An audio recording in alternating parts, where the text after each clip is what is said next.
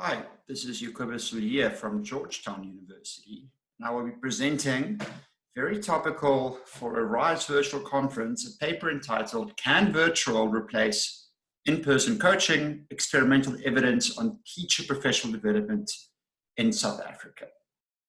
So first off, I'm very fortunate to work with an amazing team of researchers.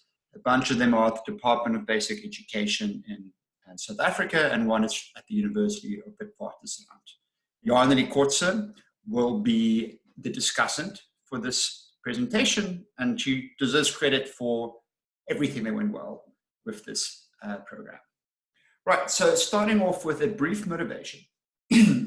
This question of how to provide effective teacher professional development at scale is potentially one of the largest challenges facing developing countries today.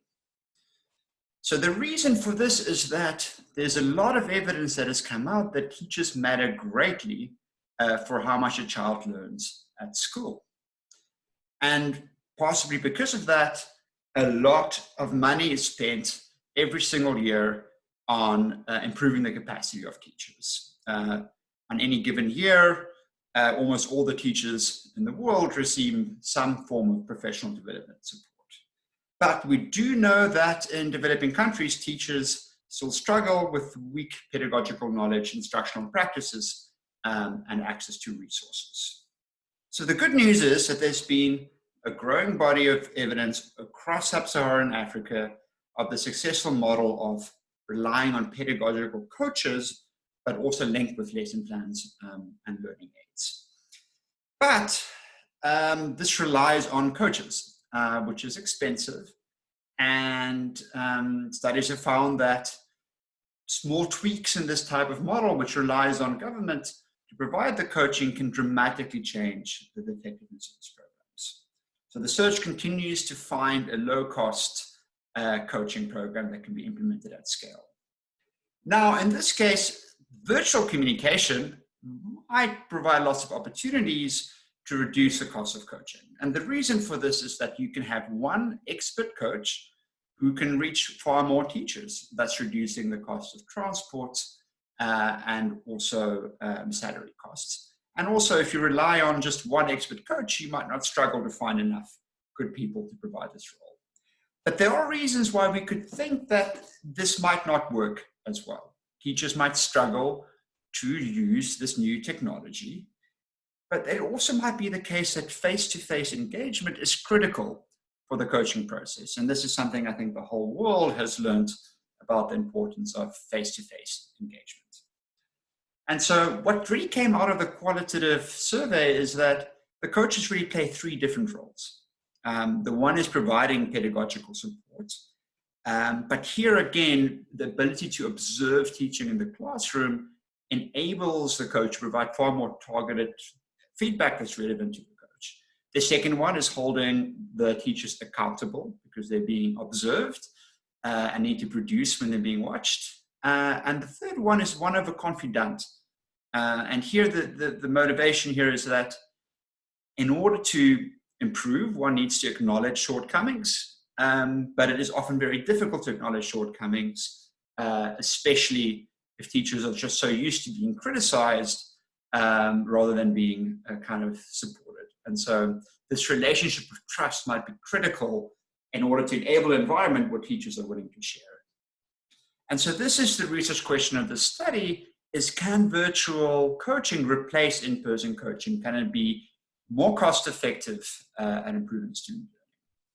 So what did we do? We designed a randomized controlled trial in South Africa, focusing on teachers and teaching English as a second language. So in previous studies, we focused on home language, but this study focused explicitly on English as a second language. Both programs that we look at shared a lot of components. It was the same curriculum, the same lesson plans, same training, same implementing organization, same learning aids that the teachers received. A big distinction though, two big distinctions. The first is that the coaching support was, in the one arm, was in person, and they required to visit coaches' schools at least 12 times a month, and they often did it more. We had very motivated coaches. And in the other arm, it was in virtual. They would make phone calls at the beginning of every term and then make follow-up calls every second week if there were some challenges identified. They would also communicate on an ongoing basis through text messages and WhatsApp groups. And they were also encouraged to submit videos of their teaching. And they did this through motivations, through encouraging them to submit competitions. The other key difference is that the lesson plans were paper-based in the one treatment arm, but they were on tablets in the other treatment arm. This tablets also include a lot of other aids like training videos, sound clips, and example exercises. And teachers in the virtual coaching arm also received one more day of training just to kind of teach them about the technology itself. Right, and so this program was implemented over a period of 3 years, tracking the same group of students from the beginning of grade 1 to the end of grade 3. But we targeted different teachers every single year. Grade 1 teachers the first year, grade 2 teachers the second year, etc. We are now showing the results after the end of 3 years of the program. So we did multiple rounds of data collection, including student assessment every year, school principal and teacher surveys, classroom inspections, document review, and we also did classroom observations in a subset of 53 schools at the end of the third year. So what do we find? So first off, we find that the on-site coach is substantially more effective than the virtual coach on different domains of reading proficiency, focusing on oral language proficiency. So this is basically just understanding English even before reading. We find that there is an impact of the virtual coach. That's good, but much smaller than the on-site coach.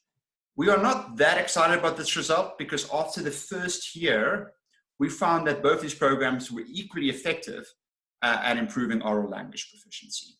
Now, that was the focus in grade 1. In grades 2 and 3, they were meant to transition to decoding skills and actually improving reading proficiency. And unfortunately, when it comes to reading proficiency, there is an impact for the on-site coach, but nothing for the virtual coach.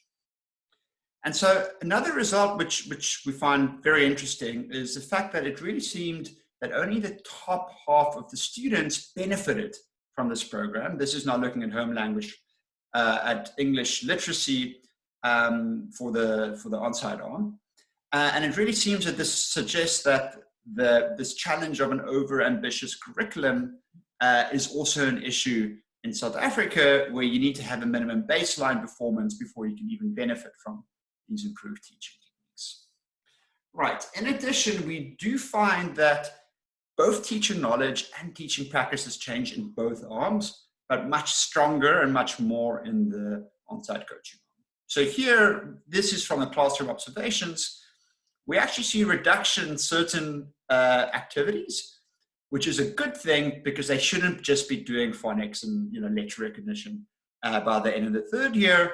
And we see, at least for the on-site coaching arm, a commensurate increase in teachers' probability of doing group-guided reading, which is a very difficult teaching technique, which enables more individual attention to the students, which is exactly what happened in this case.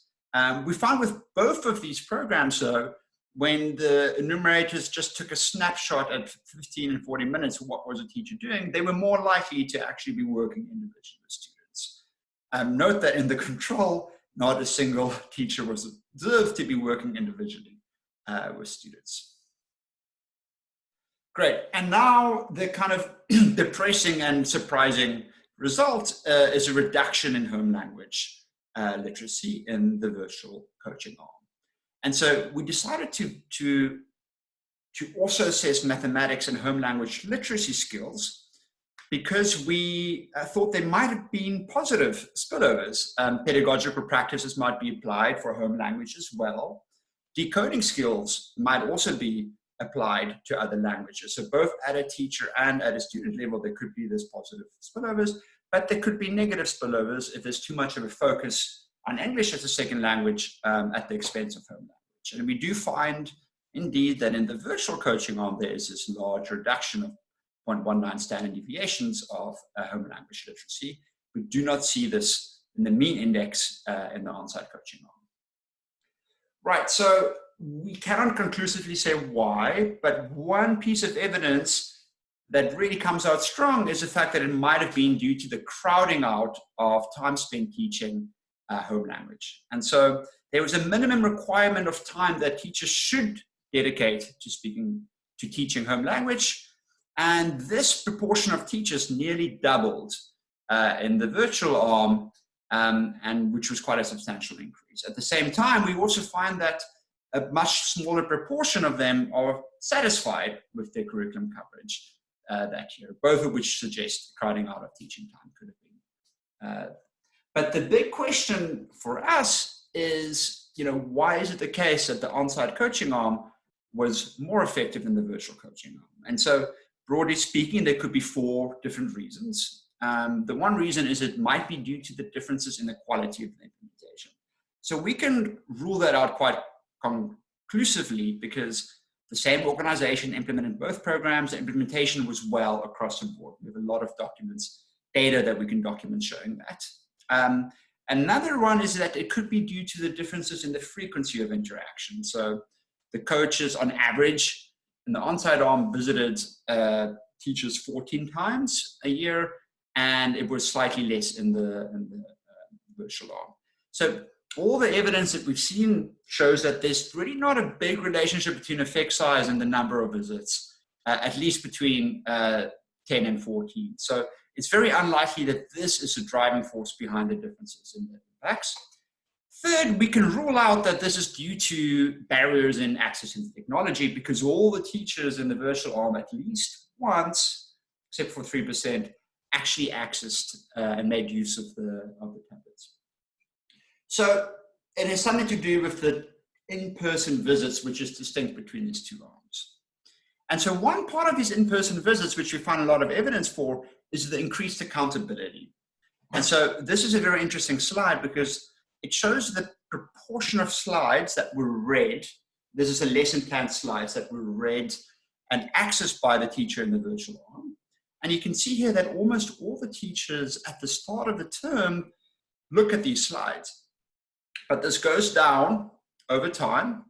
And then there's this anomaly in week 7.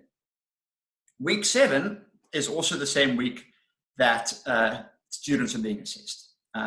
So this does seem to suggest that motivation is a key factor, and these teachers could be spending more time engaging with this content, but they tend not to do that. And survey data also kind of confirm that. We do find that teachers in the on-site coaching intervention are far more likely to say that the coach is checking that they're completing their curriculum, they're held accountable.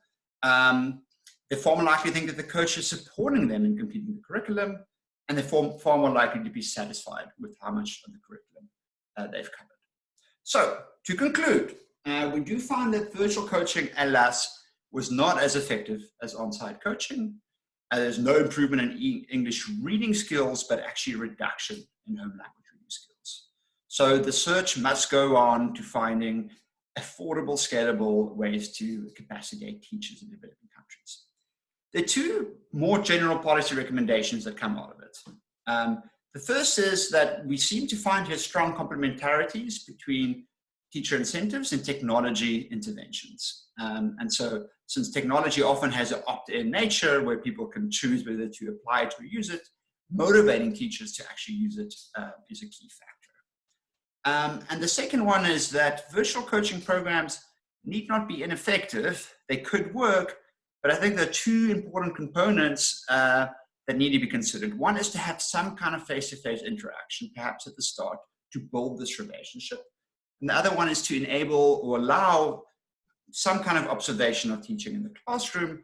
This could entail teachers transferring, recording themselves and sending videos to get feedback. But of course, there are a lot of challenges technologically and from the teacher motivation side to do that. Excellent, great. Thank you very much for your time. And Janeli will now answer all the questions you have and correct all the mistakes I made.